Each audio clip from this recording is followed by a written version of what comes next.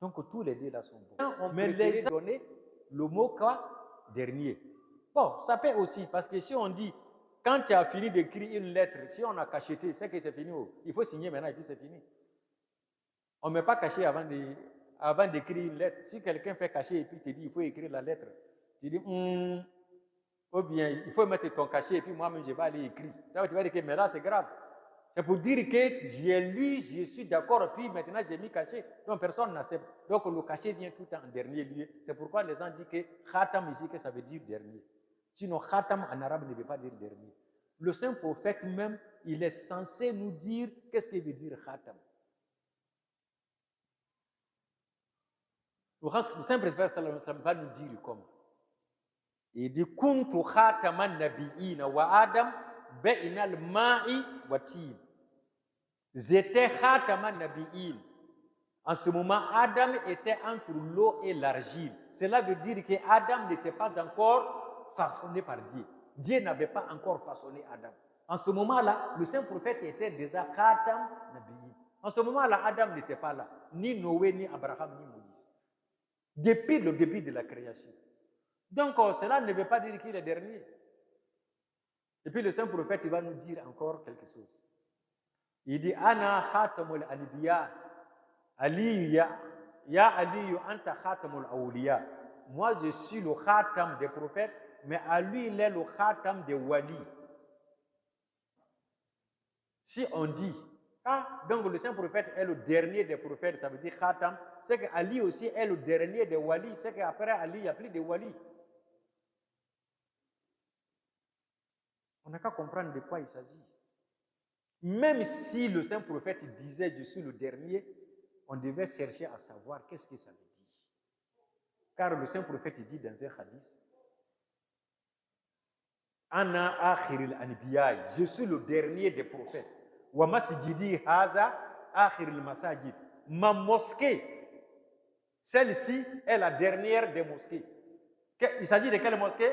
La mosquée de Médine, qui est construite, c'est plus que 1400 gens. Est-ce que c'est la dernière des mosquées? Jusqu'à présent, on est en train de construire des mosquées. Ou bien ce que nous sommes en train de construire là, ce sont des églises, ce sont des temples. Tandis que Mohamed a déjà construit comme la dernière des mosquées. Hein. Donc, qu'est-ce que nous en train de mosquées là? C'est quoi? Ce sont des mosquées, non? Voilà. C'est-à-dire que la mosquée qui aura la même valeur que sa prière peut avoir 500, il n'aura plus. Ça, c'est la mosquée du Saint-Prophète. C'est la dernière des prophètes. C'est la dernière des mosquées. Dieu ne va pas envoyer quelqu'un sur cette terre-là comme Mohammed. Il est unique dans son genre. Il est l'homonyme de Allah subhanahu wa ta'ala. Transcendé par Allah. Il est le dernier. C'est comme si on disait, quand on disait comme une marque, c'est la dernière cri. Mais il peut y avoir un autre cri après ça aussi. Quand on dit dernière cri, là, ça ne veut pas dire dernier, ça veut dire que c'est la valeur qu'on veut montrer. Quand on veut montrer la valeur de ce prophète là, il vaut mieux dire qu'il est le meilleur des prophètes que de dire qu'il est dernier. Parce qu'on ne voit pas trop d'importance dans le dernier. C'est comme si vous êtes dans une classe. On dit le premier de la classe, le 2, le 3, le 4. Qui est le dernier de la classe? Personne n'ose devenir dernier. Est-ce que dernier c'est un titre? Pour qu'on puisse attribuer ça au saint prophète et puis avec telle joie. Qu'est-ce qu'il prouve que le dernier est plus meilleur que le premier? Qui ose que son enfant soit le dernier de sa classe? Et puis on est là tout ça. Mohammed est le dernier des prophètes. Le dernier. Dernier, ça veut dire quoi? Ils ont fait la course, il n'a pas pu égaler les autres, il est resté derrière moi. Ou bien c'est quoi? Nous qui disons la même chose qu'il est dernier des prophètes, on ose encore dire que Jésus-Christ est au ciel, il va descendre après le saint prophète et puis il va achever l'œuvre du prophète. En tant que quoi? En tant que prophète. Après dernier. Après avant-dernier, il y a dernier. Mais après dernier, celui qui vient après dernier, là, lui, il est qui?